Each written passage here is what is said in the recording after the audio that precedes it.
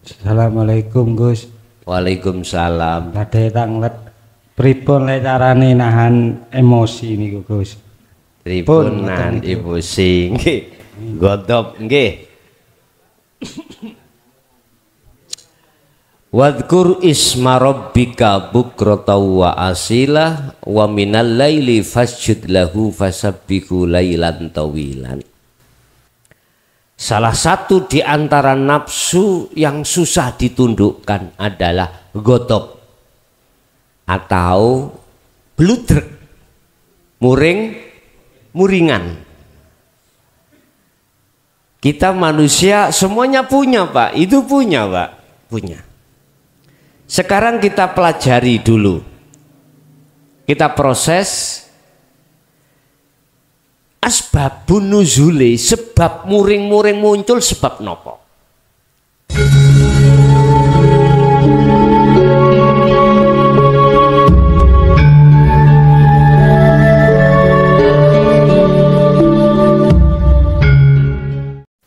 Liutirahu ala dini kulli walau karihal musyrikun.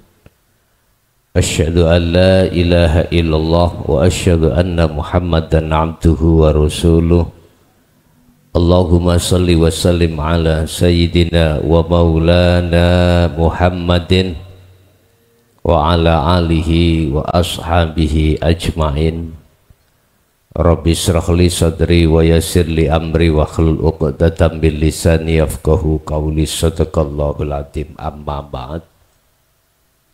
Hadratil kiram, dumateng para kiai, asatid, tokoh masyarakat, sesepuh bini sepuh Desa Ngopak Barat nih, Kecamatan Arjosari, Arjoso, Kabupaten Pasuruan.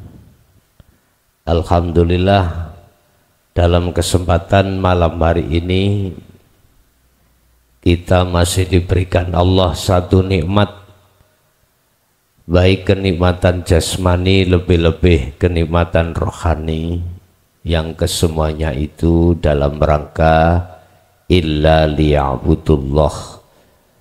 Mudah-mudahan amaliyah apa pada kesempatan malam hari ini Allah catat sebagai amalan makbulan. Amin ya robbal alamin. Saloni didepake ngilen mriki mawon setunggal niku ben ketok jelas sing teng lebet. Ya.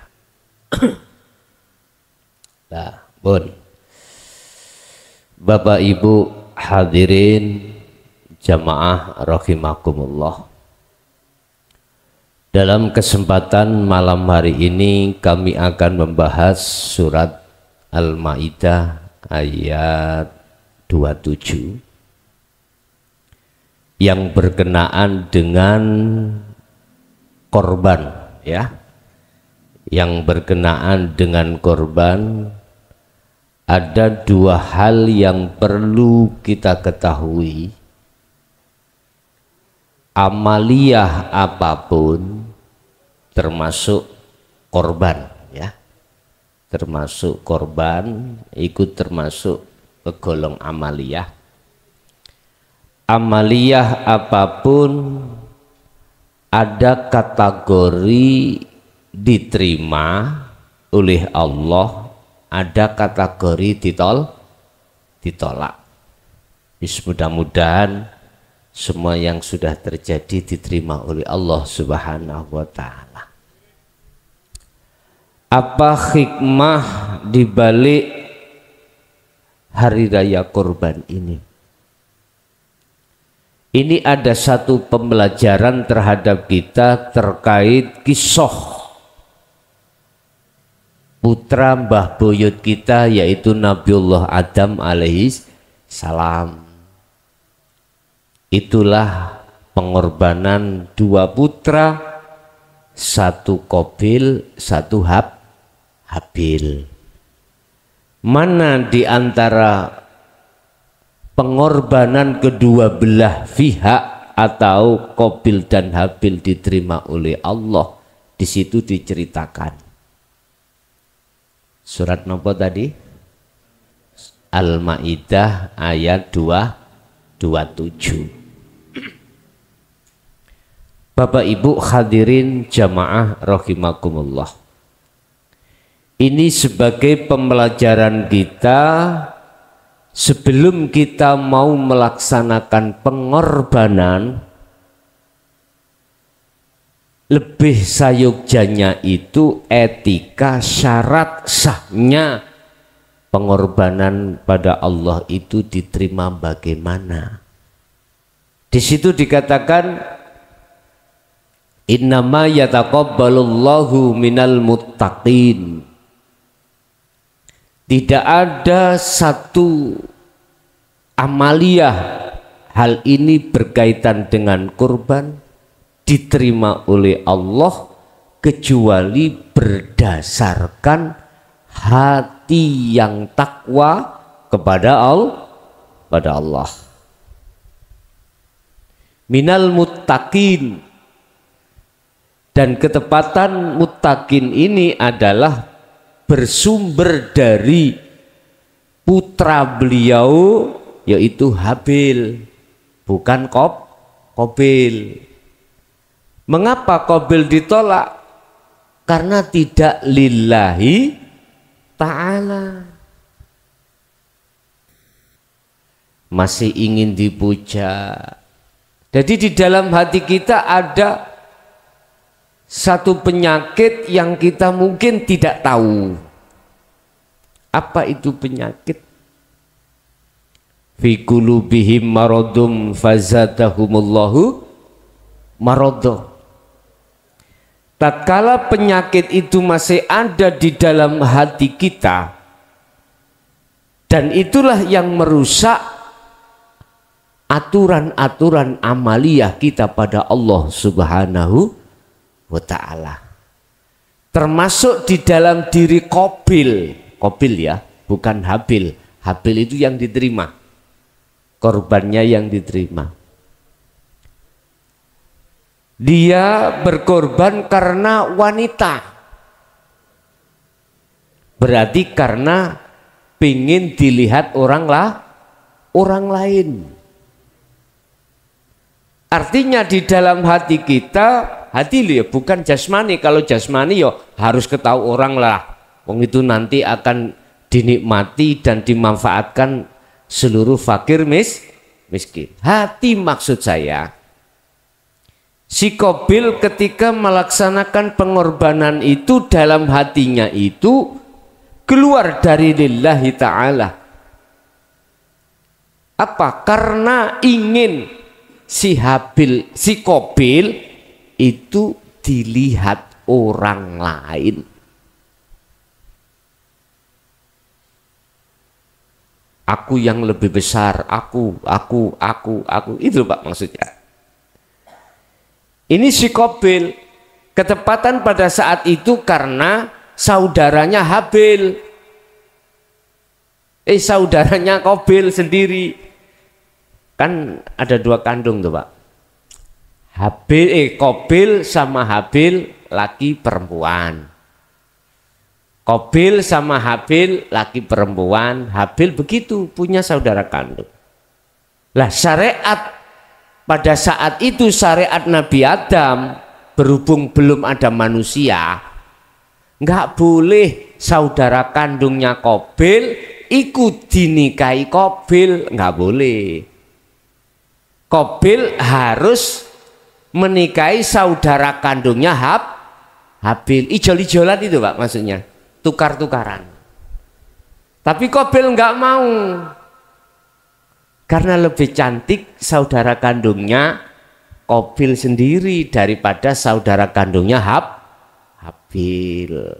Ini akhirnya Allah memerintahkan untuk melakukan satu pengorbanan. Terus di situ dikatakan secara ringkas pengorbanan si Qabil gak diterima oleh Allah karena keluar dari lillahi ta'ala. Hatinya ada satu penyakit Pak. Si Qabil itu iri Karena syariatnya baginda Nabi Adam mengatakan Qabil nggak boleh menikahi saudara kandungnya sendiri. Saudara kembar niki maksudnya. Harus menikahi saudara kembarnya Habil. Nggak mau, ada iri. Kena syariat imang iri. Bapak Ibu hadirin jamaah rahimakumullah. Sehingga apa yang dia korbankan itu tidak seperti Habil. Habil memang nggak ada penyakitnya di dalam hati. Mulus dia itu lillahi ta'ala. Makanya dalam korban-korban yang sudah kita lakukan itu maksud daripada lillahi ta'ala adalah ketika panjenengan melaksanakan perkara kurban, kalau tidak digerakkan Allah, bisa mboten? Nggak bisa. Hati kita harus yakin bisanya mengeluarkan atau menyembelih kurban itu semata-mata karena Allah. Karena Allah. Kok umpama saya tidak digerakkan Allah untuk melaksanakan, maka saya tidak bisa melaksanakan sendiri. Berarti ada koneksi antara hati jenengan sebagai yang mengorbankan dengan Allah. Itu maksudnya lillahi ta'ala di situ. Sehingga nggak ada tendensi ingin dipuja orang, ingin dilihat orang, sehingga ada penyakit riya. Ndak. Tidak ingin di situ, mohon maaf, walaupun di situ kan sudah disebutkan pahalanya, ya. Hatinya tidak berorientasi dengan pahala, hatinya ingin betul-betul mulus karena Allah, karena Allah, karena Allah. Tadi saya katakan disebut sebagai karena Allah. Hati ini selalu melibatkan apa yang terjadi semata-mata karena diperankan atau digerakkan oleh Allah. Contoh Pak, kita sholat bisa berdiri sendiri tanpa ada Allah? Nggak bisa. Kita rukuk, kita sujud, kita duduk, kita nggak akan pernah bisa rukuk dengan sendiri Pak kalau tidak dirukukkan Allah. Nah, ketika hati sadar koneksi terhadap Allah di situ yang menggerakkan, maka itulah yang disebut lillahi ta'ala. Dibuka di dalam surah Al-Baqarah 238. Hafidhu ala sholawah was sholatil wusta wa qumu lillahi qanitin ay khashi'in.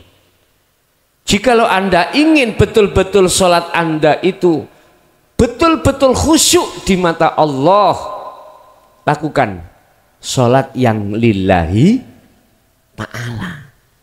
Artinya secara fisik kita lakukan sholat sesuai dengan syarat rukunnya sholat, tetapi hatimu sibuk untuk berzikir pada Allah. Artinya sadar, menyadari, ingat, aku bisanya berdiri sebab didirikan Allah.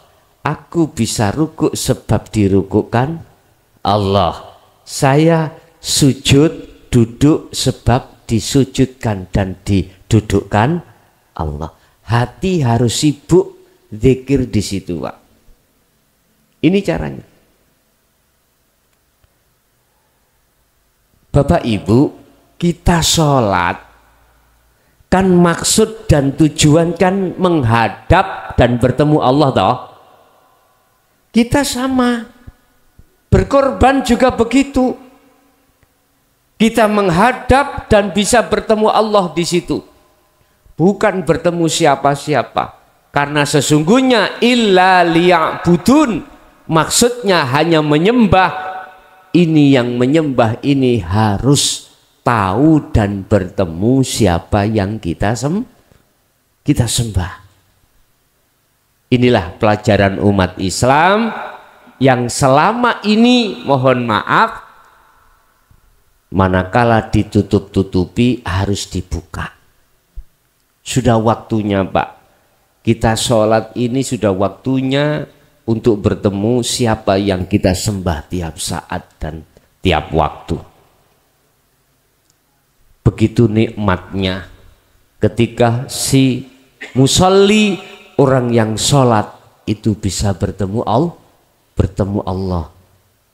Qad aflahal mu'minuna alladzina hum fi sholatihim khashi'un. Al-Mu'minun ayat 1 dan 2. Sungguh nikmat, sungguh beruntung, sungguh damai bagi orang-orang mukmin yang ketika sholatnya dalam keadaan khusyuk. Khusyuk itu, pengertian khusyuk itu, hati itu selalu fokus ingat pada Allah.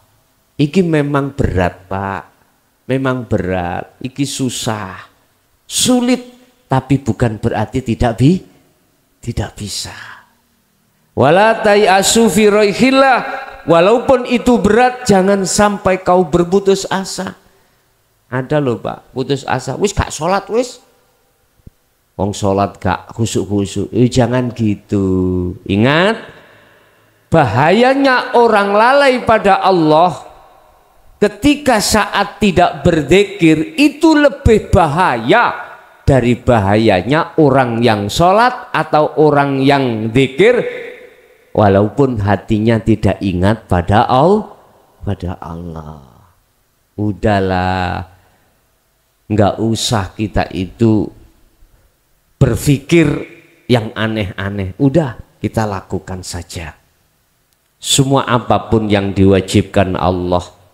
Tapi satu sisi kita harus mencari bagaimana caranya ibadah kita diterima oleh Allah. Innama yataqabbalullah minal muttaqin. Sesungguhnya ibadah yang diterima oleh Allah hanyalah ibadah yang bersumber dari hatinya seorang yang bertakwa.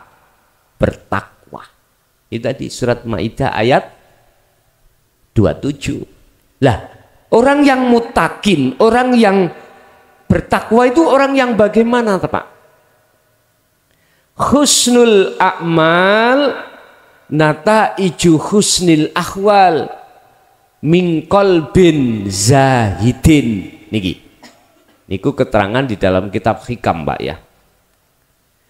Baguse laku dohir, amaliyah, korban, sholat dan lain sebagainya di mata Allah, diterima di mata Allah, iku nata iju husnil ahwal.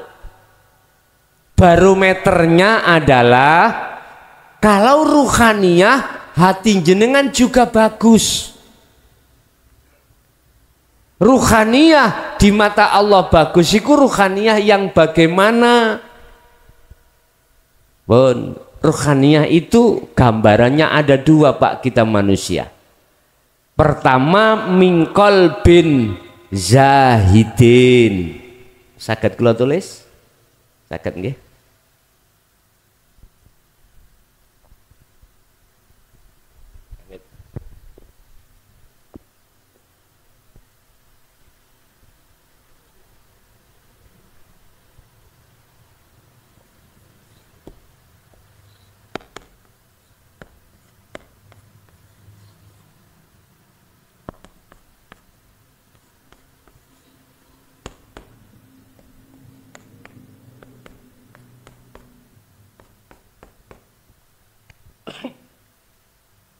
Bon, mriki. Nataiju husnil ahwal. Jadi laku fisik, sholat, korban, ibadatul jawarih Pak ya. Apa sodakoh, apakah haji, semuanya secara fisik. Itu diterima oleh Allah, barometernya adalah nataiju husnil ahwal. Keadaan rohani kita bagus, keadaan hati kita bagus di mata Allah. Dikatakan bagus di mata Allah tidak berpenyakit. Ngapunten, kalau kita ngerujuk pada surat Al-Baqarah, fi qulubihim maradum fazadahumullahu maradah, hati itu ada penyakit termasuk riya, takabur, sum'ah, hasud dan lain sebagainya. Itu sudah bebas dari hal yang seperti itu, Pak.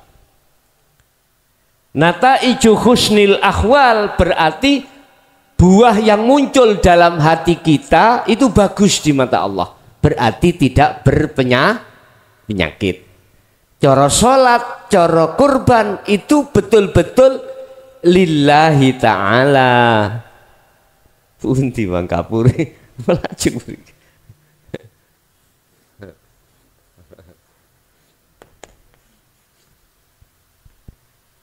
Karena Allah Ta'ala. Yang dimaksud karena Allah, jikalau tidak ada Allah nggak mungkin aku bisa korban, gitu loh Pak nggih. Tidak hanya bila mana tidak karena Allah saya tidak akan bisa berdiri, ruku, sujud, duduk dan lain sebagainya. Sebetulnya itu Pak, ya sebetulnya. Jangan buka mungkin di surat Al-Baqarah 115. Semua apa makhluk di dunia maupun di langit bisanya gerak karena digerakkan oleh Allah.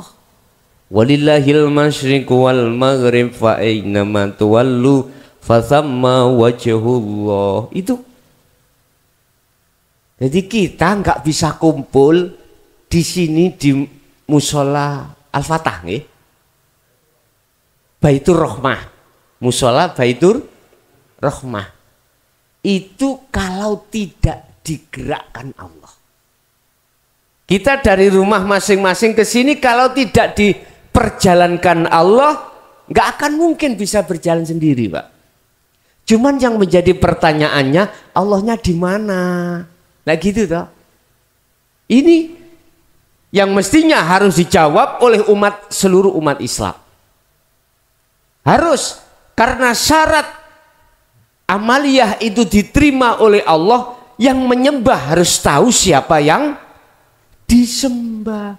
Asyhadu an la ilaha illallah. Saya bersaksi sesungguhnya tidak ada Tuhan yang wajib kusembah kecuali Allah. Wajib tahu. Ngapunten lho ya. Niki keterangan mungkin jarang ditemukan atau di majelis-majelis taklim yang lain jarang dibahas. Jenengan nggih pun kaget. Mestinya umat Islam ndang lekas mengenal Allah lebih ke dalam lagi. Supaya betul-betul sampai sesuai dengan surat Al-Baqarah 238, salat itu kedai khusyuk. Bagaimana kita bisa khusyuk salat kita? Lah wong kita belum tahu siapa sebenarnya yang harus kita sembah. Secara isim Allah sudah benar. Cuman yang mana? Inilah yang harus kita gapai sebetulnya Pak. Sebab di dalam Islam ada syariat, thariqat, hakikat dan makrifat. Ini mestinya harus kita pelajari keseluruhan di dalam tubuh Islam biar kafah. Ya ayyuhalladzina amanu dkhulu fis-silmi kafah. Wala tattabi'u khutuwati syaitan innahu lakum aduwwum mubin. Masuklah kamu dalam agama Islam dengan sempurna. 208 Al-Baqarah.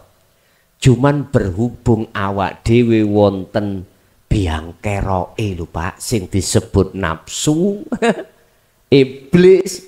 Ya iki sing dadekno sampean kali kula ruhaniyah ketika jasmaniah salat, ruhaniyah kita, hati kita lalai dari Allah. Dari Allah. Ya iki biang keroknya. Makanya kata Rasul, sebelum beliau wafat, satu pesan yang termahal menurut saya yang sempat disampaikan oleh Kanjeng Nabi Muhammad SAW, besok umatku menghadapi peperangan yang amat berat.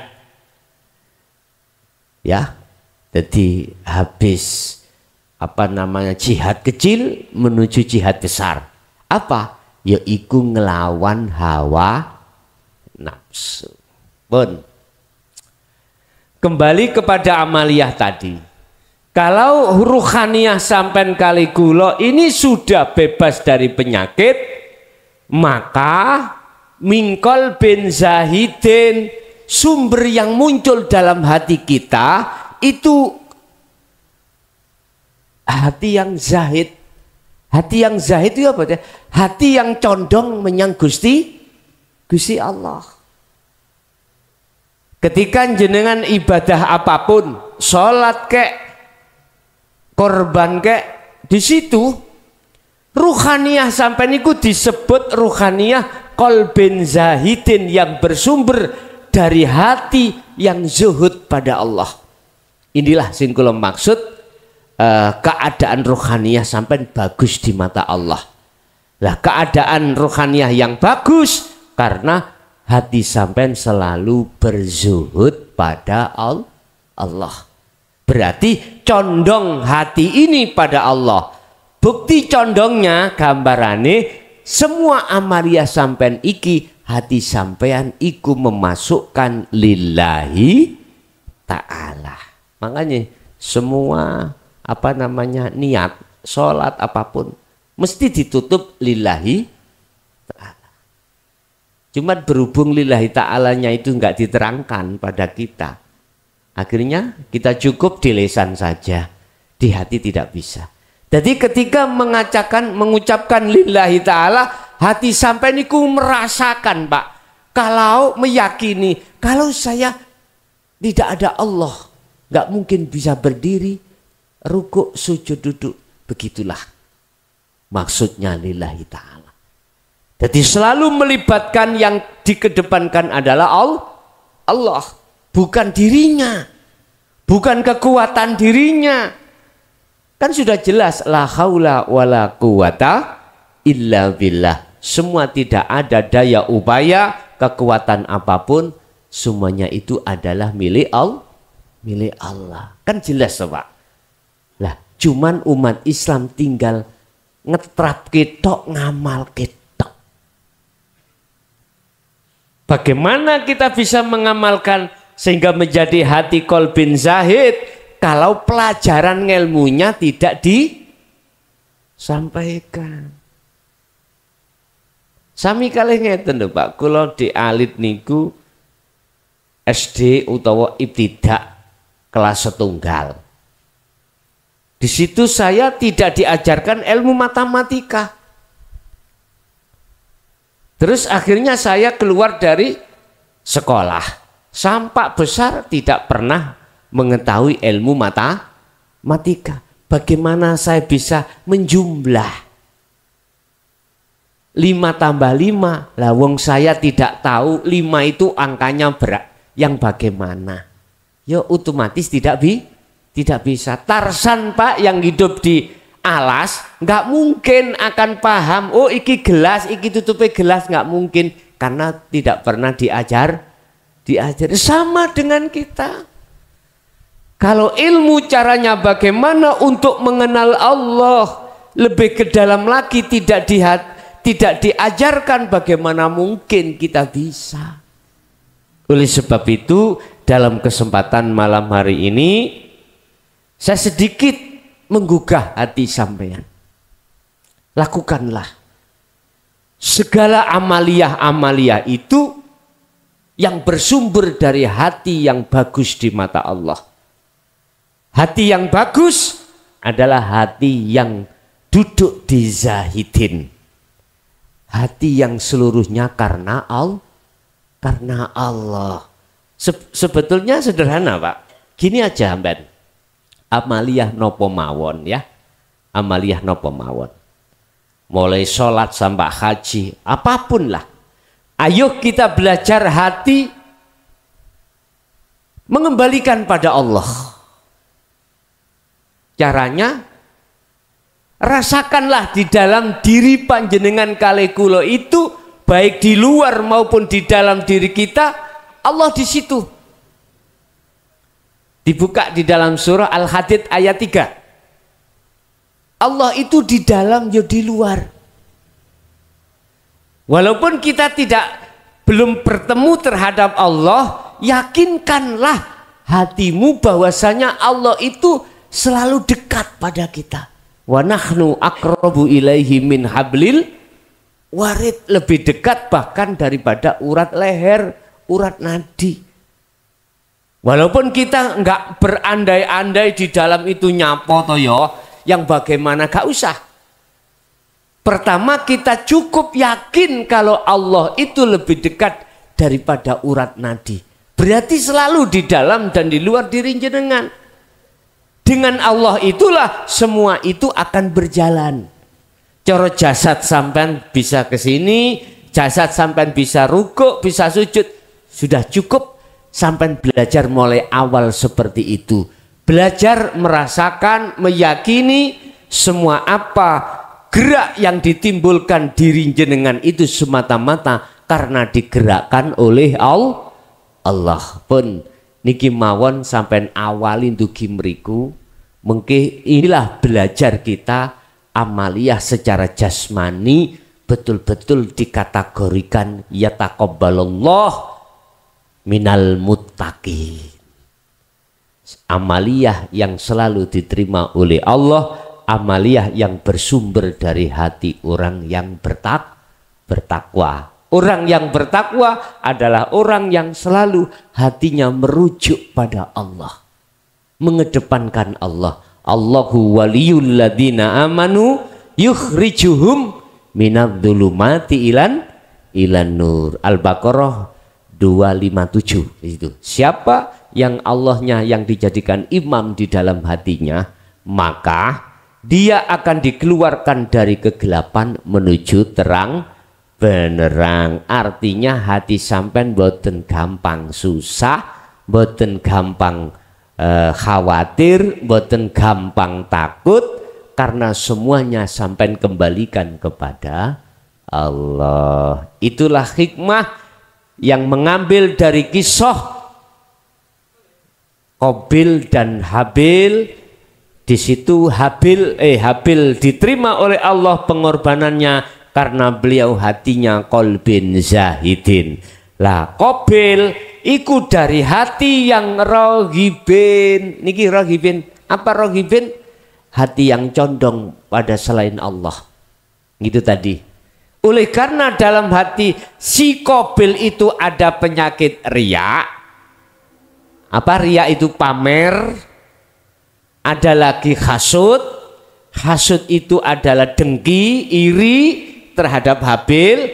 Maka yang dinilai oleh Allah bukan jumlah besarnya fisik pengorbanannya, bukan. Yang dinilai Allah adalah hati. Ternyata si Qabil hatinya tidak karena Allah, hatinya karena selain Allah. Itulah alasan mengapa ditolak. Jadi rohibin ini adalah hati yang bersumber dari selain Allah, bukan karena Allah tapi selain Allah. Bapak Ibu hadirin, sebagai muqaddimah kula mboten nate teng mriki nggih Ustaz ya, mboten nate nggih, mboten nate sekaligus perkenalan.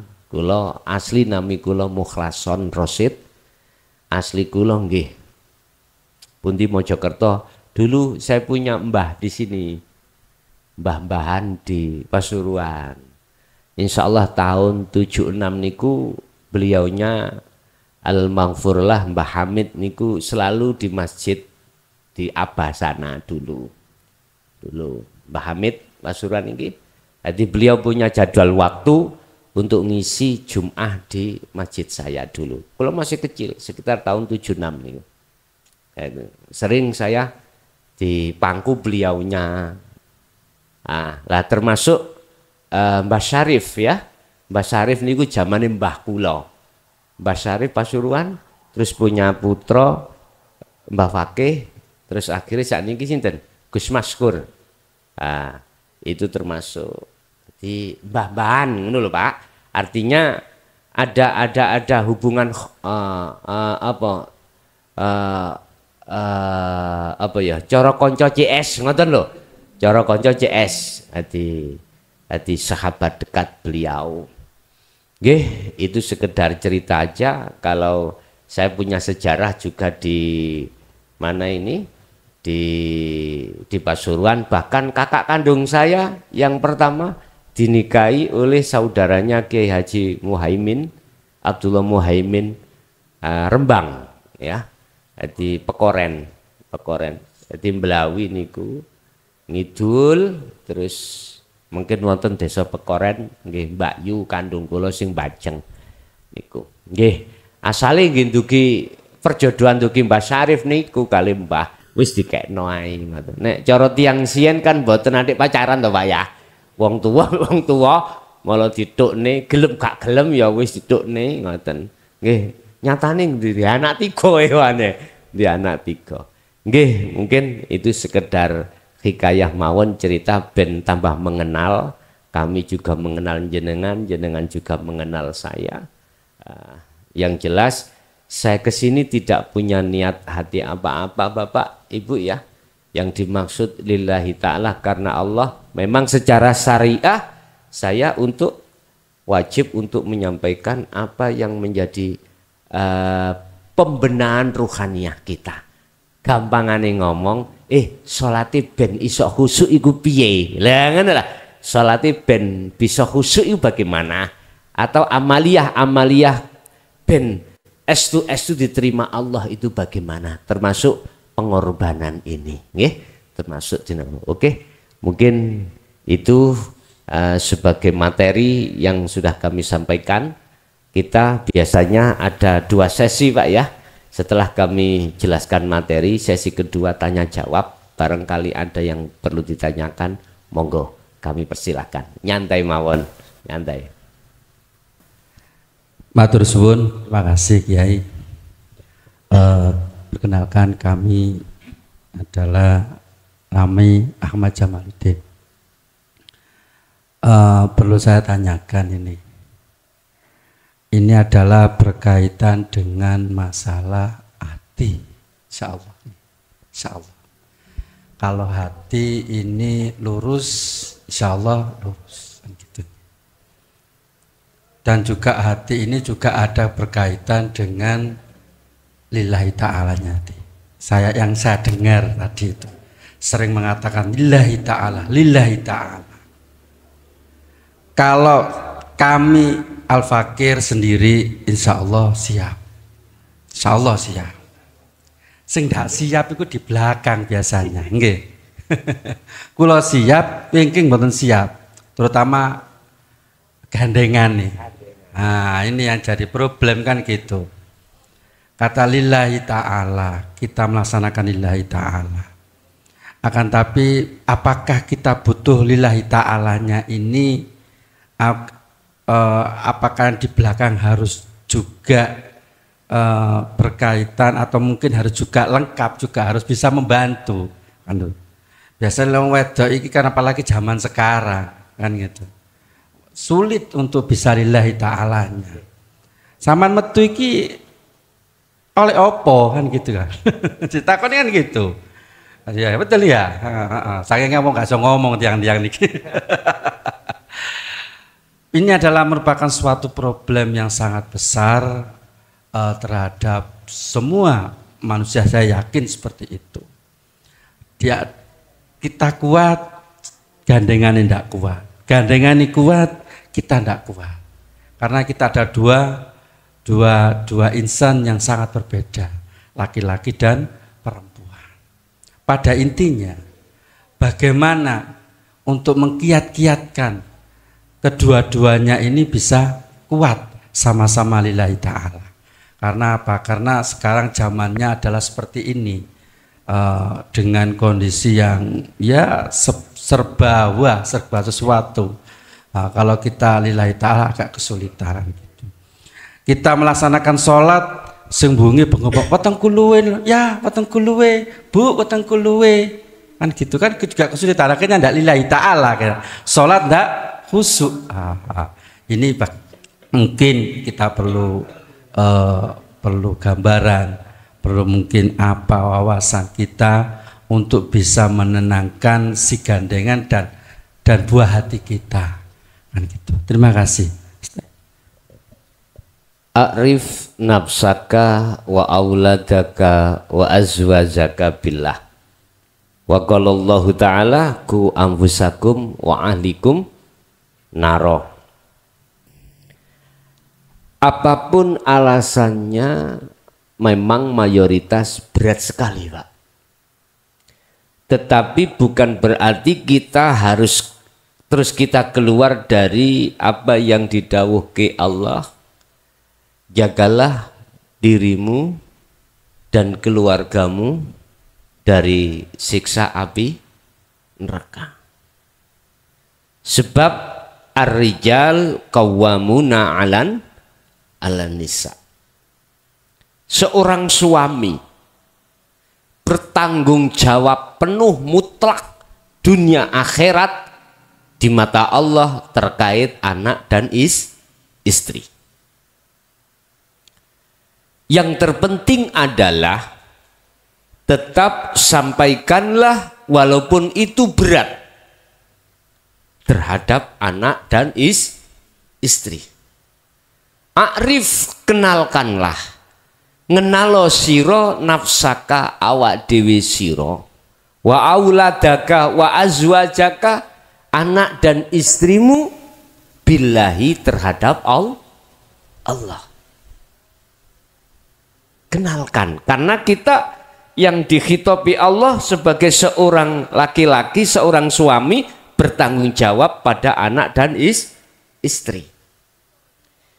Tidak hanya di dunia, bahkan juga di akhirat.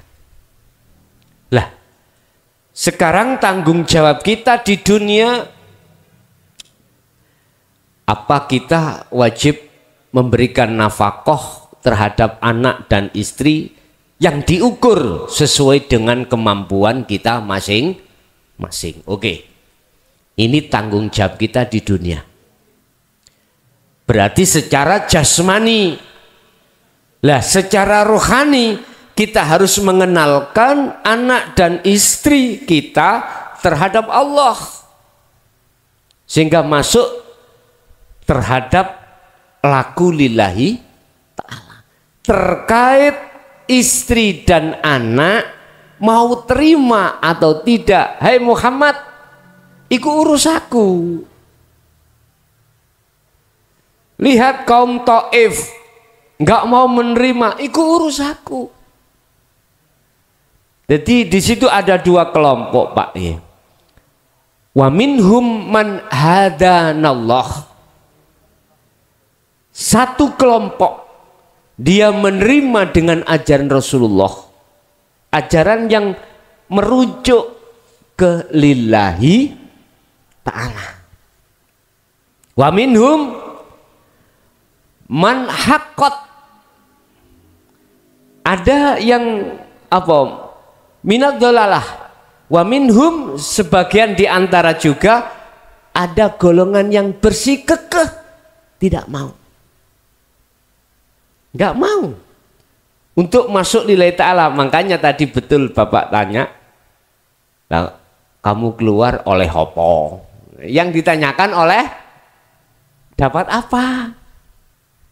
Maksudnya kan penghasilan secara fisik lah, ngoten toh maksudnya. Hanallah, memang Pak, zamannya sekarang itu ya enggak sekarang, mulai dulu. Tentang kalau kita bicara tentang wanita, itu sedikit sekali yang mau kita ajak untuk masuk pada ranah ma'rifatullah, itu sedikit sekali, sedikit. Karena memang di dalam Al-Quran Allah katakan wa zuyyina linnasi hubbus syahawah, pertama minan nisa. Mengapa tidak minar rijal? Itu menunjukkan bahwasanya perempuan itu nafsunya lebih besar daripada laki-laki. Lebih besar lebih besar perempuan. Sehingga pun heran apabila di antara istri-istri kita kenalkan pada Allah untuk berlaku lillahi ta'ala niku wangel. Tapi angel dan tidaknya itu bukan urusan kita. Kewajiban kita sebagai seorang suami menyampaikan, mengajak, menyampaikan bagaimana kita bisanya masuk di lillahi ta'ala. Jadi jawaban kula mung ngeten, Pak. Bagaimana kiat-kiat untuk menjadikan istri itu anak supaya mudah masuk situ. Cara wong Jawa jawabane ngeten, ojo kuwi leren-leren oleh nuturi. Lha ngaten. Teruskan, ya ayyuhalladzina amanu dzkurullaha dzikron katsiron. Abot untuk nuju nang Allah. Abot. Makanya dzikron katsiron, berzikirlah terus-menerus sebanyak-banyaknya. Itu maksudnya karena memang untuk menembus lillahi ta'ala niku berat. Jadi harus terus. Bahasa kita sebagai seorang suami, jangan pernah kau putus asa dalam rangka menyampaikan terhadap anak dan istri. Urusan nanti apa kata Allah. Yang penting sampaikan terus. Apakah dengan cara kita juga didoakan pada Allah? Boleh. Silakan. Boleh. Silakan. Tapi yang jelas sebagai inti jawaban saya, janganlah kita berputus asa. Artinya selalu dituturi, selalu. Walaupun anak dan istri kita awalnya menolak, tetap harus kita sampaikan. Dengan bahasa yang arif, dengan bahasa yang santun, dengan bahasa yang lembut. Aku yakin kalau kita terus-menerus untuk nuturi, kasih tausiah, kasih seruan, aku yakin lama-kelamaan suatu saat nanti akan difikir oleh istri dan anak-anak kita tentang mengenal Allah lebih jauh lagi sehingga lakunya bisa sampai lillahi ta'ala.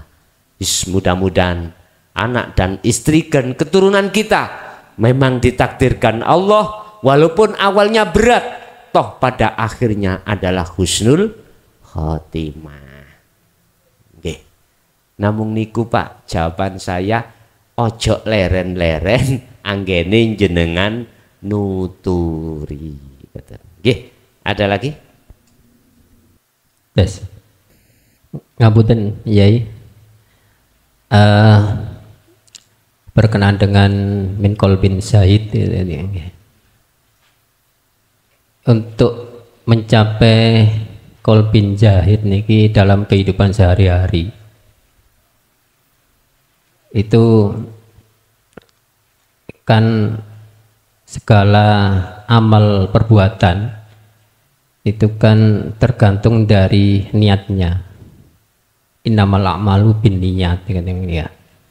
Kadang niat baik yang kita lakukan itu kadang tidak diterima oleh orang lain, ngaten ya. Ya mungkin karena banyak pertimbangan gitu yang ada sehingga tidak diterima. Padahal kita sudah berusaha untuk berbuat baik ya. Jadi niat kita untuk melakukan sesuatu itu niatnya niat baik. Tapi kadang juga tidak bisa diterima oleh orang lain. Itu bagaimana ya? Apakah apa yang sudah kita lakukan ini harus kita teruskan atau bagaimana ya? Nggih, ngapunten ya niki mawon. Innallaha la yanduru ila suwarikum wa amwalikum walakinallaha yanduru fi qulubikum. Allah itu melihat dari hati. Berarti hati ada kaitannya dengan niat. Allah tidak akan melihat secara fisik. Entah itu di mata manusia diterima atau tidak, Allah nggak melihat itu. Allah hanya melihat barometernya itu dari hati kita. Kalau niat hati kita baik di mata Allah, manakala di tengah jalan itu tidak diterima oleh manusia, pertanyaannya tadi apakah diteruskan? Mengalir aja. Iya.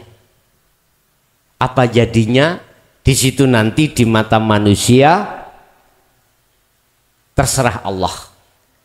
Yang terpenting pertama adalah di mata Allah dulu. Di mata Allah. Kalau di mata Allah sudah zahid, sudah betul, Allah terima. Urusan di mata manusia nomor 2. Nomor 2, sebab gini, ada satu niat yang baik, manakala itu tidak jadi dilakukan, itu sudah kebaikan.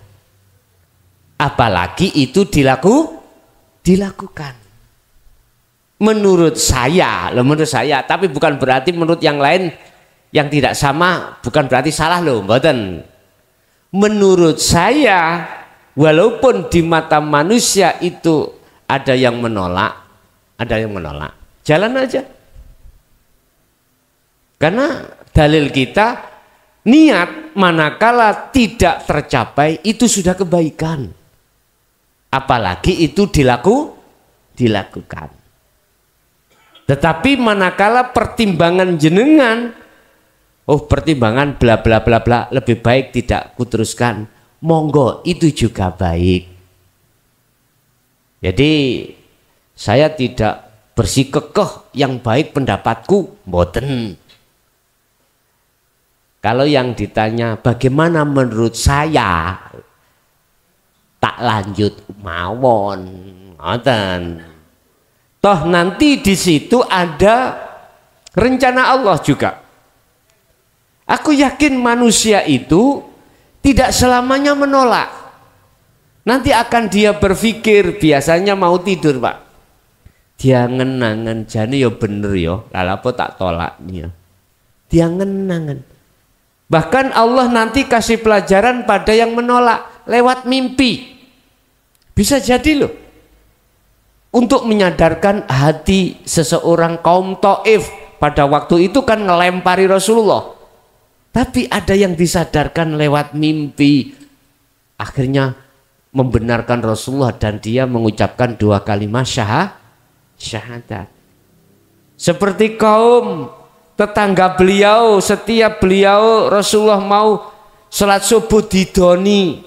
Ada Pak, ceritanya ada, didoni. Sampai dia bukan umat Islam, dia kafir Quraisy, memungsuhi Rasulullah. Suatu saat dia jatuh sakit dan beliau Rasulullah tetap nyambangi besok. Loh, dengan situasi dakwahnya beliau arif seperti itu, Allah buka hatinya, akhirnya dia mengucapkan 2 kalimat syahadat.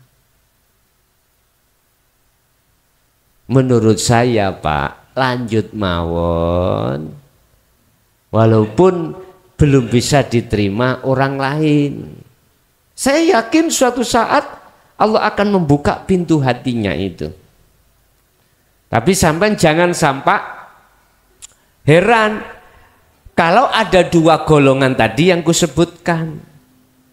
Ketika ajaran Rasul disampaikan, ada 2 golongan, ada yang menerima, ada yang menolak. Ada yang menerima dan ada yang menolak. Wa minhum man hadanallah, jelas. Yang satu hakot kekeh minadz-dhalalah, dari kesesatannya. Lah, artinya dia tidak mau menerima petunjuk dari Allah. Udah, ini proses kita setiap diri manusia.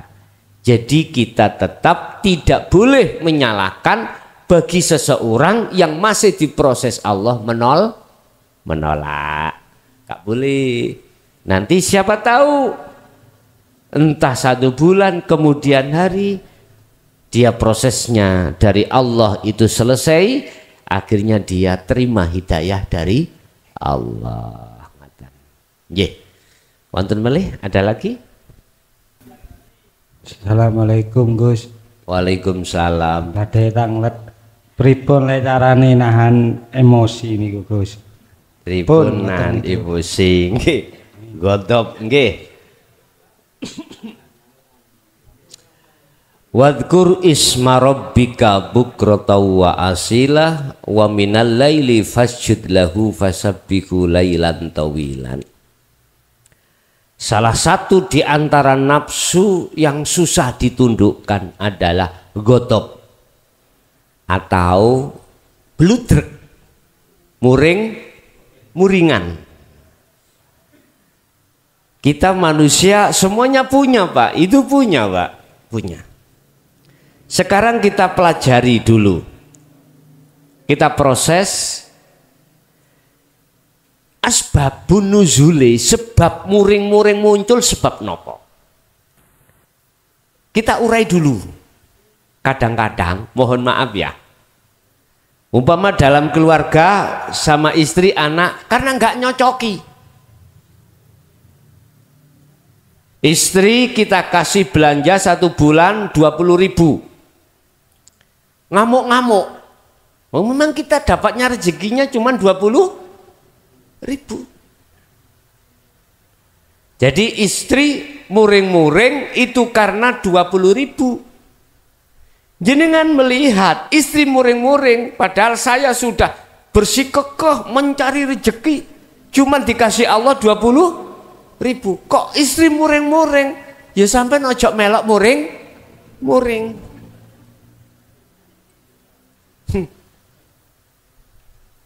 Yun sewu, kadang-kadang munculnya godop muring-muring itu karena nggak cocok takdir yang kita terima.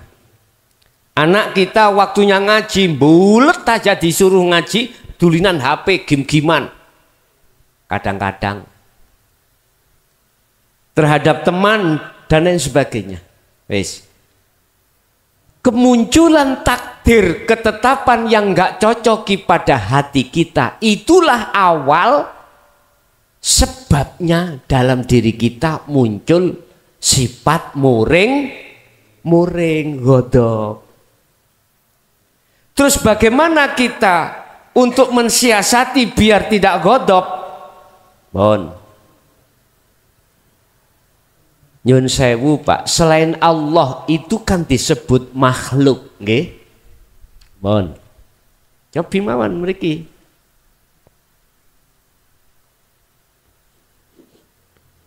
Makhluk.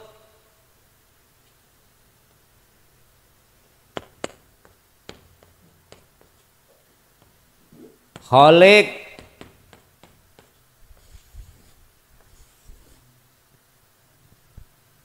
Selain Allah semuanya kan disebut makhluk. Lanjut nggih. Mulai para nabi, para rasul, kekasih Allah, surga, neraka, ganjaran, takdir, semuanya itu selain Allah berarti disebut makhluk, termasuk kita.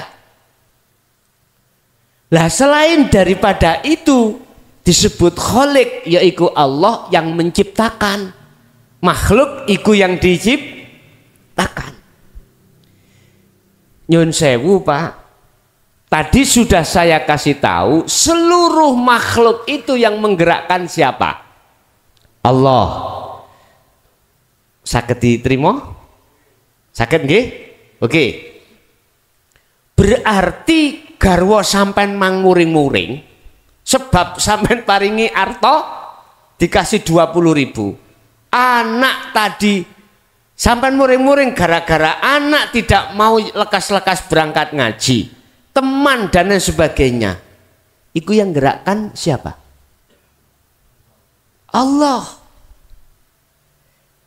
Kalau tidak digerakkan Allah, apa bisa anak dengan sendirinya begitu? Mboten saged. Tapi angel Pak ngomong gampang. Sebab angel ikulah maka wadhkur isma rabbika bukrata wa asila. Pagi sampai sore ilingo atimu nang Gusti Allah bahwasanya semua apa yang muncul dalam dirimu itu semata-mata yang menggerakkan adalah Allah. Ammal arif la yarawna li anfusihim syai'an. Yang gal titik kabeh semuanya ya kita latih, gak langsung bisa, kita latih. Kalau jenengan melatih terus ingat pada Allah, bahasa Arabe dikira kamu mulai pagi sampai sore. Zikir itu bahasa Arab artinya ingat. Ingat itu adalah sadar hati sampean hanya Allah yang menjalankan. Yang menggerakkan ini semuanya hanyalah Allah. Itulah namanya zikir. Kalau bahasa syariat kita zikir ya ngucap la ilaha illallah. Bahasa thariqah kita Allah Allah dalam hati. Itu zikir. Bahasa hakikatnya, aslinya, hakikinya kesadaran hati atas semua apapun itu yang menggerakkan adalah Allah. Latih, hati dilatih di situ. Ya sak mampuni lah Pak. Jenengan waktu kerja siapa kalau tidak Allah yang menggerakkan dalam pekerjaan? Siapa lagi kalau tidak Allah? Gak ada, hanya Allah. Fa'ainama tuwallu fathamma wajhullah. Dimanapun kau berada, di situ ada wajah Allah. Arahkan ini wajah wajhiya lilladzi fataras samawati wal. Arahkan wajah ruhmu terhadap Allah. Artinya iman, yakino kalau semuanya itu yang menggerakkan adalah Allah. Sampeyan roh wayang ambek dalang, ya itulah sifat sampean kali kula sebagai makhluk seperti wayang. Dalangnya adalah Allah, bisanya bergerak karena digerakkan dalang.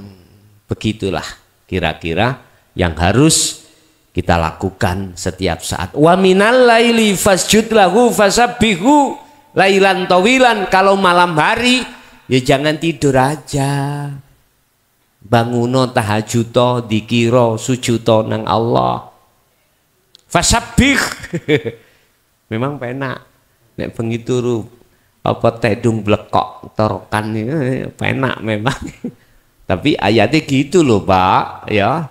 Kalau malam separuh daripada malam udah njungku nang Allah. Fasabbih, bersihkanlah hatimu. Fasjud, tundukkanlah dirimu pada hukum-hukum Allah. Begitu. Ya, jadi walaupun berat Pak, tetap kita harus laksanakan. Aku yakin kalau manakala zikir ini terus menerus sampai lakukan, saya yakin sedikit demi sedikit nanti tingkat bludrek sampai kali kula, tingkat muring-muringi sampai kali kula akan kepenak nih Pak, tertekan nanti. Karena sampai sibuk hatinya zikir nang Gusti Allah. Begitu. Ada lagi? Assalamualaikum warahmatullahi wabarakatuh. Waalaikumsalam warahmatullahi wabarakatuh. Ngapunten saderenge Gus der tanglet soal zikir sirul asror.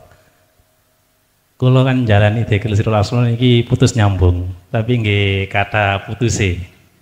Ketika awal napa nggih nyambungaken zikir sirul asror niki enten tondo teng zahir kula niki kados bulu kuduk niku ngangkat ngoten niku. Kideren nek tira tiyang Jawa ngoten. Niku tondo napa niku? Tondo merinding nggih, merinding. Oh, merinding. Nggih. Setiap awal menyambungkan zikir sirul asror niku mesti merinding. Niku tondo napa? Matur nuwun. Assalamualaikum warahmatullahi wabarakatuh. Waalaikumsalam warahmatullahi wabarakatuh. Sebelum kami menjawab dalam satu pertanyaan tentang merindingi bulu kuduk tentang zikir, tentunya kami harus bahas zikir dulu. Ala bidzikrillahi tatmainnul qulub. Ingatlah, hanya dengan zikir bertemu pada Allah itu jiwamu akan damai. Tentunya harus dipertanyakan zikir yang bagaimana, yang bisa bertemu Allah, yang menjadikan jiwamu, ruhaniyahmu itu damai.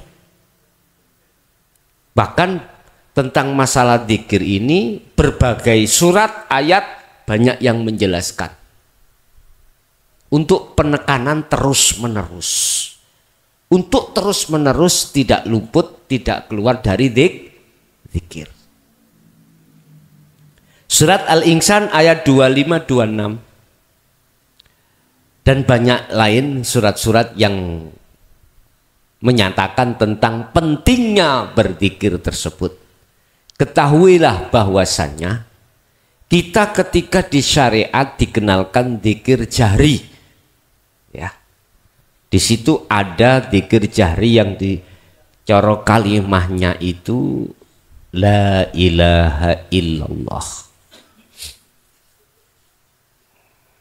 Ini kalau dalam hikam itu disebut zikir jali, itu jali, jelas.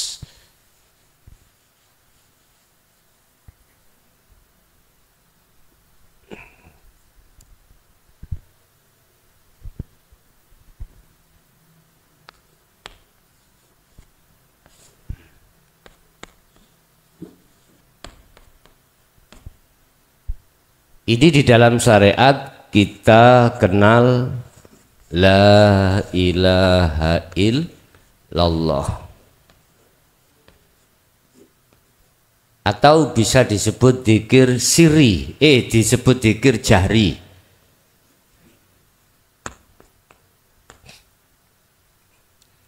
Tidak ada Tuhan yang wajib kusembah kecuali Allah.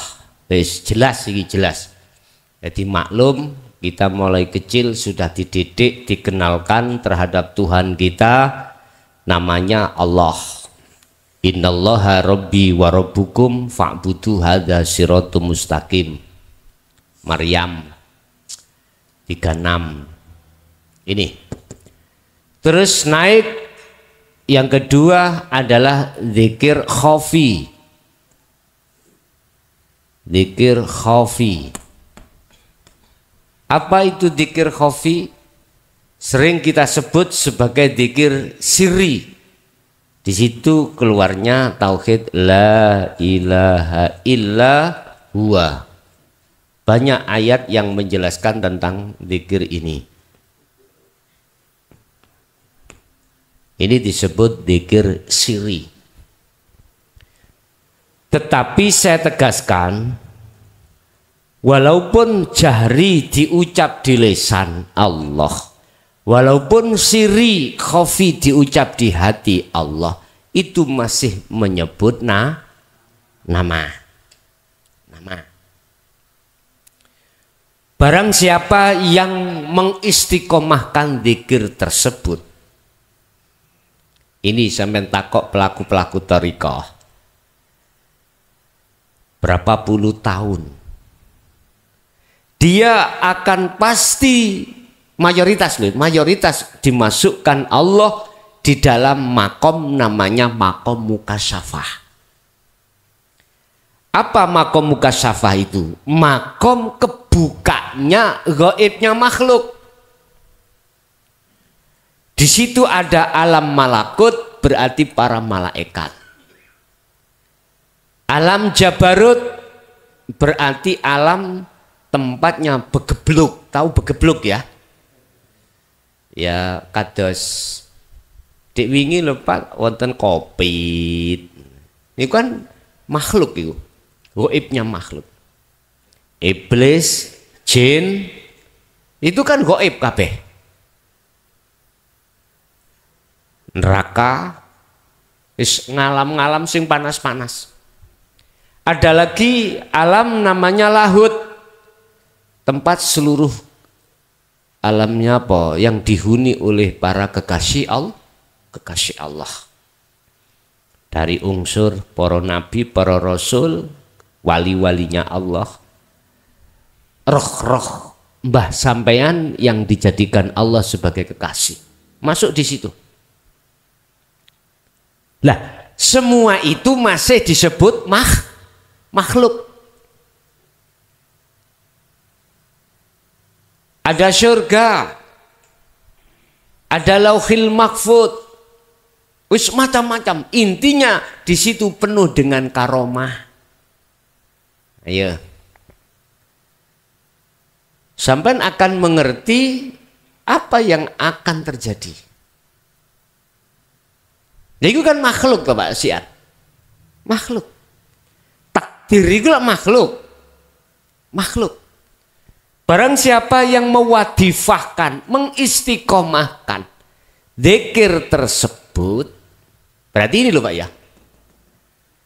entah ukurannya itu berapa bulan, berapa tahun, itu urusannya Allah.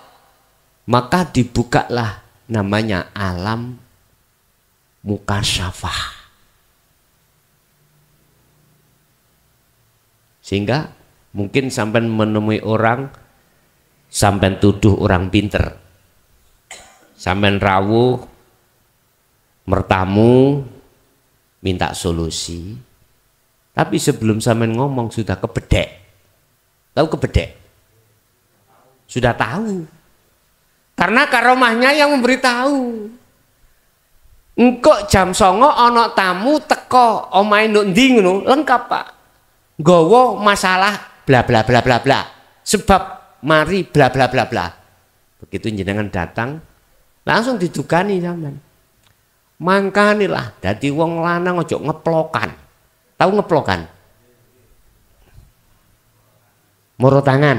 Nah, padahal kemarin memang tukaran sama istrinya minggat sebab dikap. Kira-kira sampean sebagai tamu wedi apa enggak? Wedi lho wis eruh rek. Wali nek ngono lah ngono nggih. Tuduhan sampean kali kula umum masyarakat itu adalah wal. Ingat Pak, kembalilah pada Al-Qur'an kalau bicara wali. Ala inna auliya Allah la khaufun alaihim walahum yahzanun. Bukan itu cirinya wali. Tapi penapa nek gawe golek donya? Wah, gampang niku. Wong sampean sakti ya, duwe karomah. Toyul ardi ngelempet bumi. Wis pokoke sing sifate karomah. Dan ini bukan tujuan Rasulullah mendidik, bukan. Wis. Kita lanjut. Yang nomor 3 kita dikenalkanlah zikir dari tauhid la ilaha illa anta subhanaka inni kuntu minadz zalimin. 3. Di situ cara hikam zikir disebut zikir hakikat, zikir hakiki.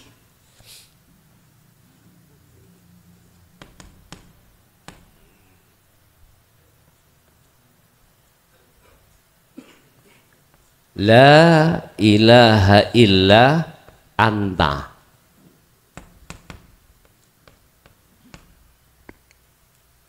Inilah yang ditanyakan terhadap saudara kita yang disebut zikir sirrul asrar. Zikir yang sudah tidak mengucap Pak. Ucap Allah juga tidak, lesan pun juga enggak, diem. Di dalam zikir sirrul asrar atau zikir hakiki itu ada 3 tingkat. Pertama adalah su'aul basirah.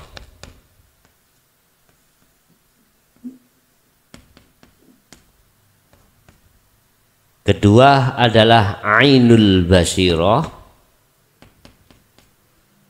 Ketiga adalah hakul basiroh.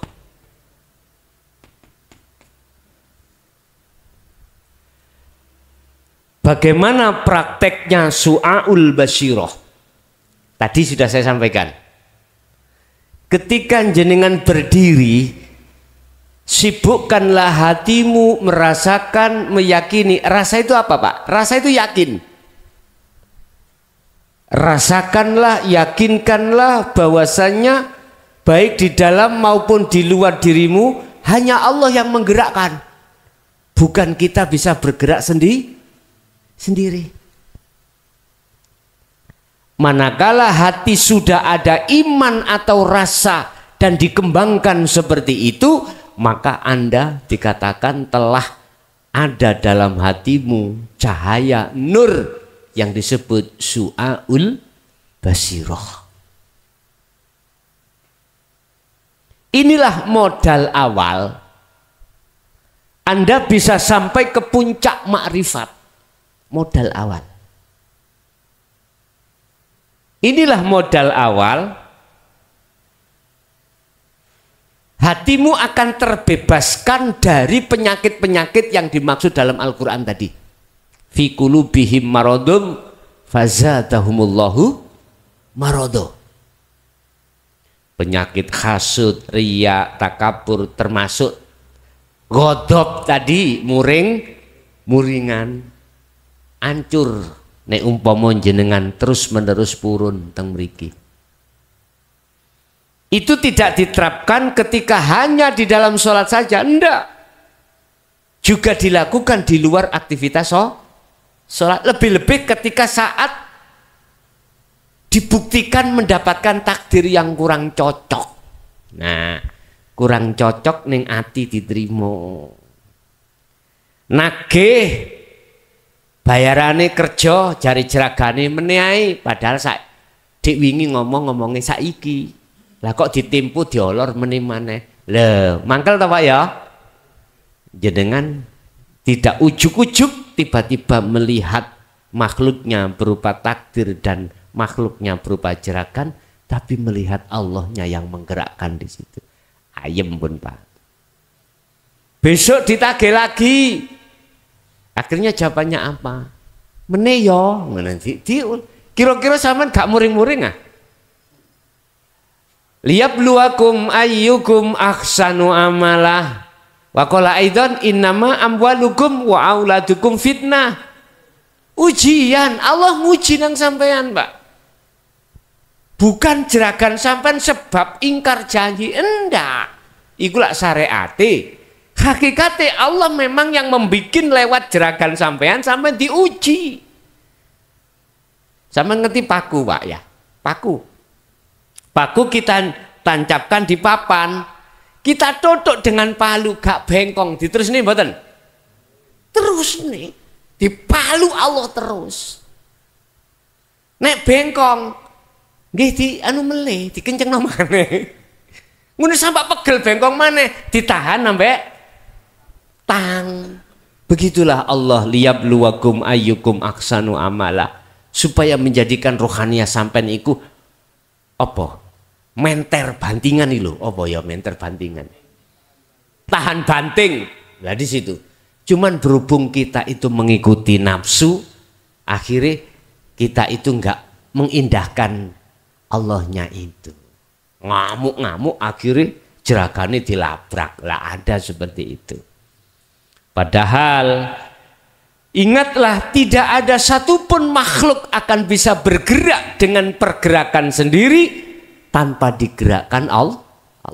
Contoh, kalau anggap niki makhluk A, iki makhluk B, iki sifat aslinya makhluk ngeten Pak, meneng toh? Nggak bisa gerak apabila tidak digerakkan oleh Allah. Umpama niki makhluk, ora enek sing gerakno, apa iso makhluk siji ki gerakno makhluk liyane? Mboten saged. Inilah gambarannya ngaji ilmu kaweruh itu seperti itu. Dulu enggak dijelaskan sejelas-jelas gini Pak. mulai Pasuruan nambah Syarif Pak, mbah saya sendiri ya, enggak pernah. Wis pokoke santri yo semeneng ae rungokno aku tak omong, lho ngono. Enggak dijelas nang ngene. Sampai kapanpun A ini tidak bisa memindahkan B ini, enggak bisa. Selain Allah tidak akan bisa mendatangkan manfaat ataupun mudorot. Iku hakiki lho, ngaten lho. Manakala seakan-akan bisa, iku majas. Majas, bukan sebetulnya. Contoh, sampai mungkin ada sungai ditanya oleh teman, piye? Sungai ini milia, lah ngono lah. Kali ini milia. Jawab sampean ya apa? Mili. Bukan airnya yang mengalir, tapi sungainya yang mengalir. Lah gitu toh, iku majas. Salah tapi gak apa-apa. Lho ngoten niki.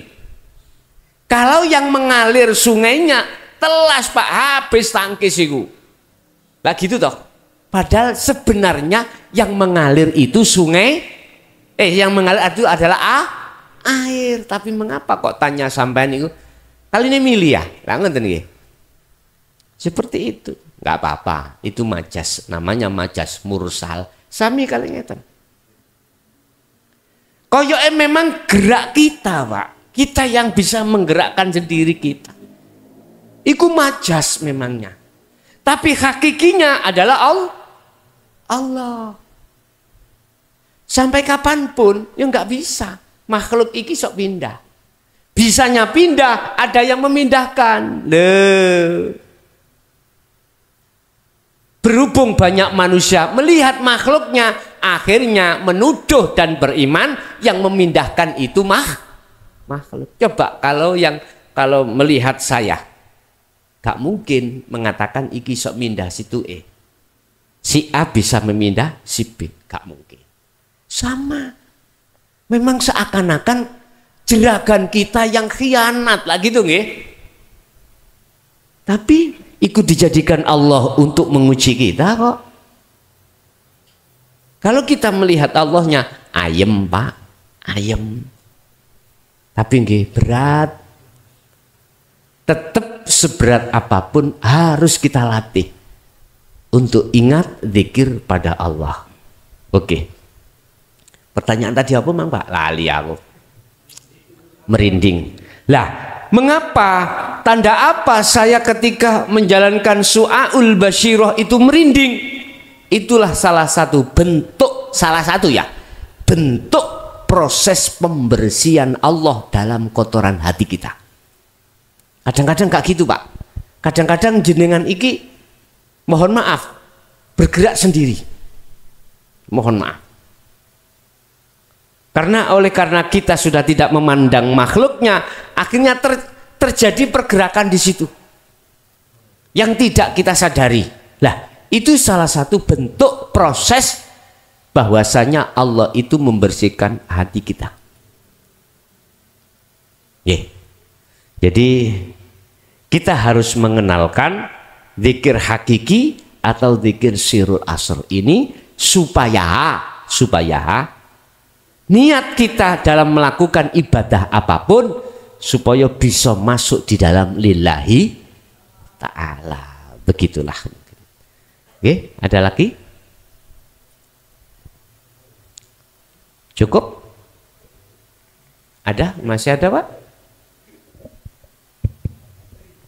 Assalamualaikum warahmatullahi wabarakatuh. Waalaikumsalam warahmatullahi wabarakatuh. Saya mau tanya, bagaimana cara mengenal diri sehingga kita mengenal Allah? Terima kasih. Sampun. Man arafa nafsahu faqad arafa rabbahu. Sing sapa wonge kenal dirinya sendiri faqad arafa rabbahu. Maka mereka dikatakan mengenal Allah. Terus bagaimana caranya? Yang dimaksud mengenal diri bukan diri jasmani Pak, tapi diri sesuatu yang rahasia di dalam jasmani.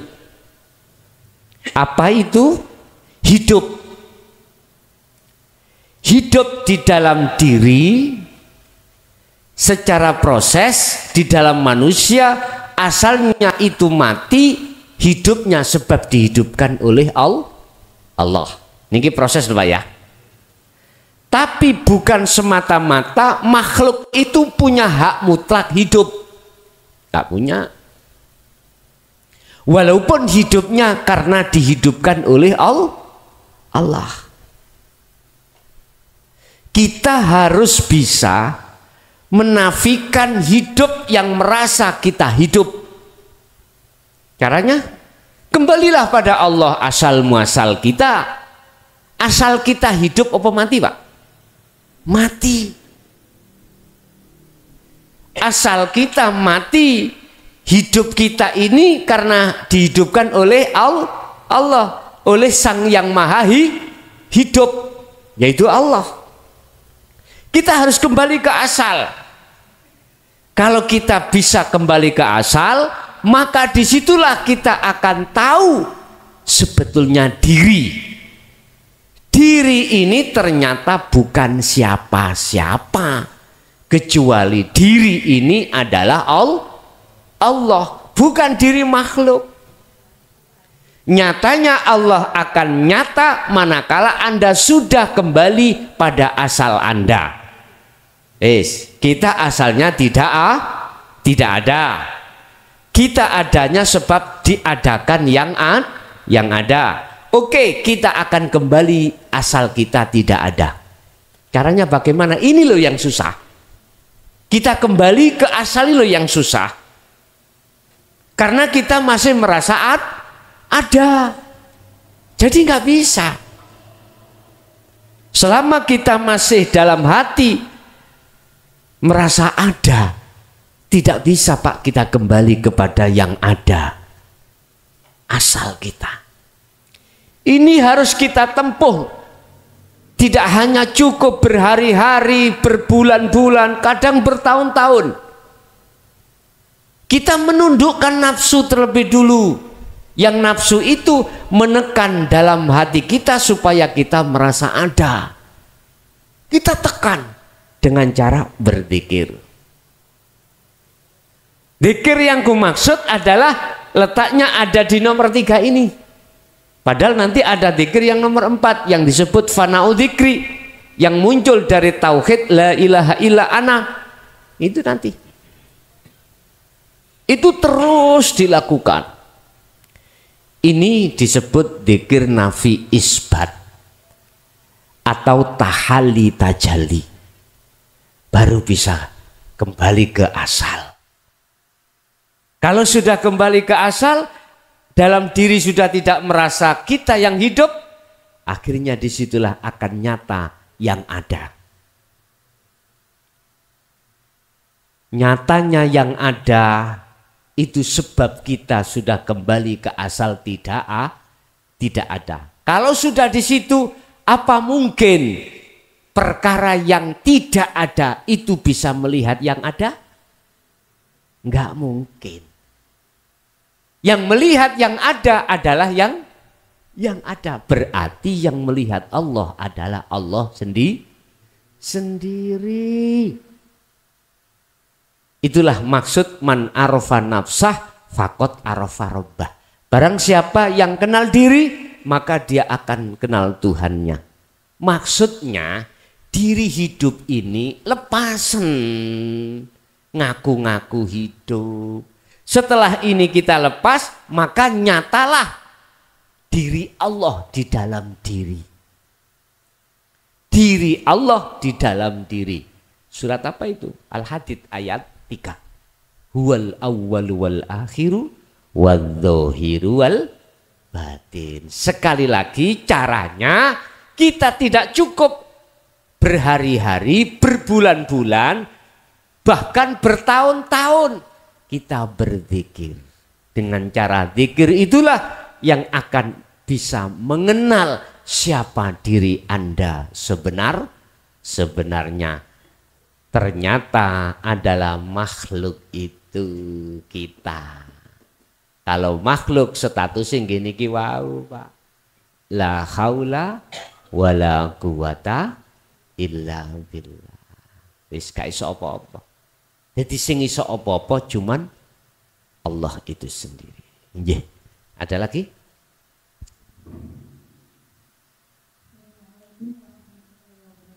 Waalaikumsalam warahmatullahi wabarakatuh.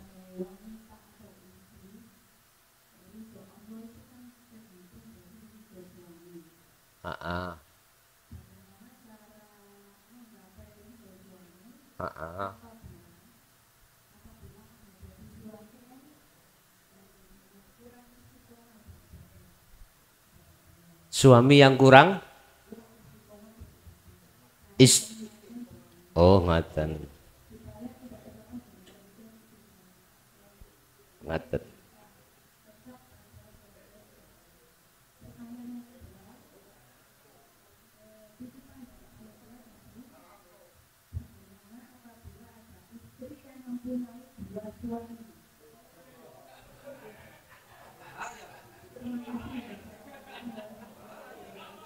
Injih. Sampun? Nggih. Pertama terkait masalah ridhone istri dikantungno terhadap ridhone suami. Apapun yang keluar dawuh dari suami, Bu, apapun, bentuk apapun, kecuali yang melanggar aturan agama. Kita tidak boleh membantah. Bentuk kita tidak membantah atas apa yang telah diserukan oleh suami, berarti itu cara salah satu kita menggapai ridhonya Allah. Apapun. Kecuali tadi yang berseberangan dengan agama. Cukup sederhana sebetulnya. Agama menyarankan kita sebagai seorang istri harus tunduk pada suami. Suami bilang,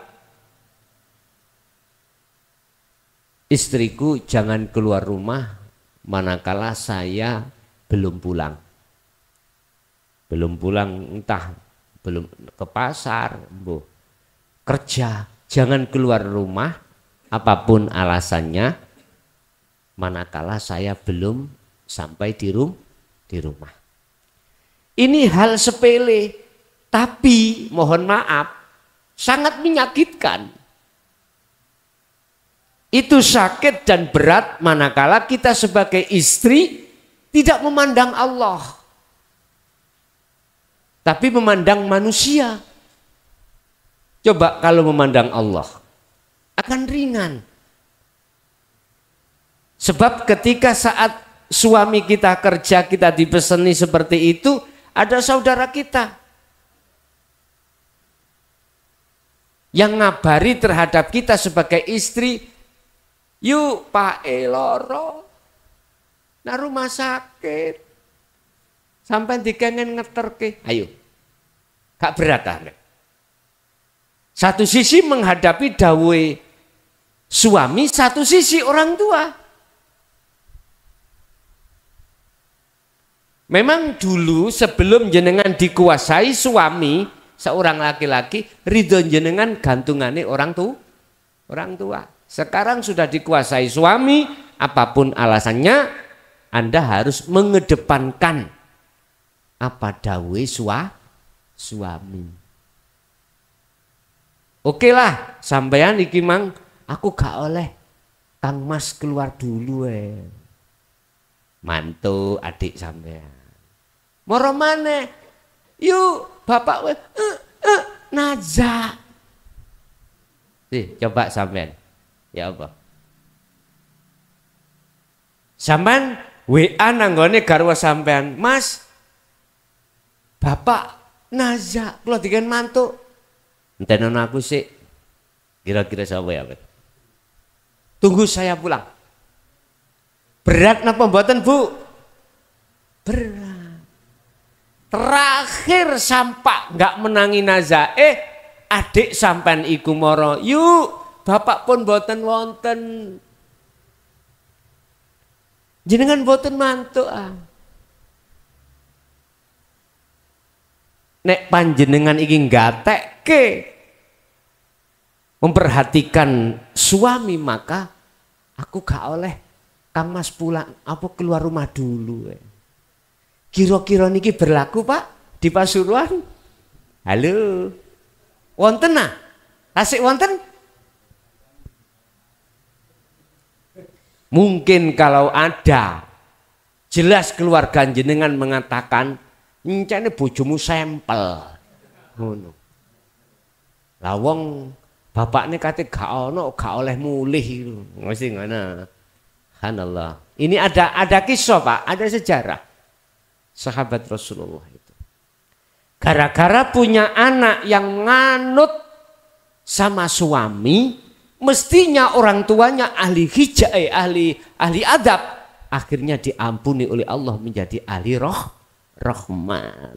Nah, kita memandang itu kebanyakan hanya sebelah pandangan manusia, tidak memandang pandangan Allah. Jadi Bu, selama tidak berseberangan dengan agama, maka wajib kita itu harus patuh apa yang didhawuhke dening suami. Yang kedua, bagaimana mensikapi poliandri? Lah ngoten nggih. Istri punya suami dua. Kalau saya ngerujuk Al-Qur'an, sampak gondol gak ketemu, Pak. Perempuan iku punya istri dua. Punya suami dua. Fankihu ma tobalakum minan nisa mathna wa thulatha wa ruba'. Bahkan ini mukhatabnya kepada laki-laki, bukan pada perempuan. Mengapa munculnya poliandri? Bikinan barat Pak Nino. Yang ingin menandingi Al-Qur'an. Ya wes kita milih mana, gitu aja. Terserah. Milih wong barat apa milih Quran? Ya sudah. Nek Indonesia tidak dilegalkan, Pak. Tetap nggak boleh. Cuman Indonesia tinggal niki, sing laki-laki mestinya dua, itu nggak boleh PNS. Pejabat resmi pemerintah nggak boleh. Wayuh, itu nggak boleh. Laki-laki punya punya istri dua secara sah di catatan sipil, sementara belum ada. Cuman kalau singit-singitan PNS niki biasanya para kiai Pak, gitu. Tak apa-apa ngeten niki. PNS biasanya singit-singitan. Loh, daripada jenengan zina. Terus ngene jari boleh iku lak gak ngadil lahan. Lanang oleh, wedok gak oleh. Sing meteng sopo? Sebab ini ada hubungannya dengan waris. Hubungan dengan waris. Dikatakan istri nggak boleh bersuami dua karena waris. Anak. Saiki sing meteng wong lanang wong wedok. Apa orang perempuan yang hamil? Lah untuk menetapkan cara hukum agama iki bine sapa? Gak oleh wanita itu bersuami dua. Jangankan dua. Wong ketika saat suami kita meninggal atau cerai harus menunggu iddah, masa iddah. Min salasatil furu, 3 persucian dulu. Iku saking ngati-ngatine supaya bine iki gak keliru, gitu loh ya. Bine gak keliru. Nasab menentukan nasab itu Pak ya. Menentukan nasab. Jadi alasan mengapa tidak diperbolehkan karena yang hamil itu perempuan bukan laki. Laki-laki ngentup terus ngalih, ngentup ngalih. Iku biasanya ngoten. Jadi Bu tetap tidak diperbolehkan. Begitu. Nggih? Ada lagi?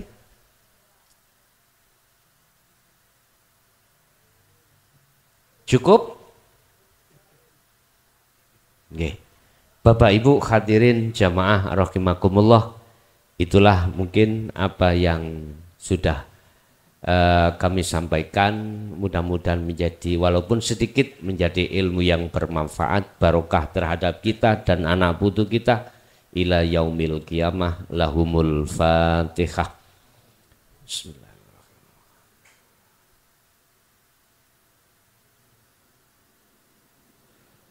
Allahumma salli wa sallim ala sayyidina Muhammad. Alhamdulillahi rabbil alamin. Allahumma salimna wal muslimin min afatid dunya wa adabil akhirah. Allahumma ja'alna awladana wa dzurriyyatina wa ahli baitina min ahli syuhudika ya Allah wa min ahli ta'atika wa dzikrika. Nawwir qulubana wa ilaihim binuri hidayatika wa ma'rifatika ya arhamar rahimin. Allahumma ya Fattahu ya Alim, iftah lana bi futuhil arifin. Allahumma ya Allah, yassir lana fi kulli umuri wa afina. Rabbana atina fid dunya hasanah wa fil akhirati hasanah wa qina adzabannar. Wa sallallahu ala sayyidina Muhammad. Alhamdulillahirabbil alamin. Al-Fatihah. Bismillah.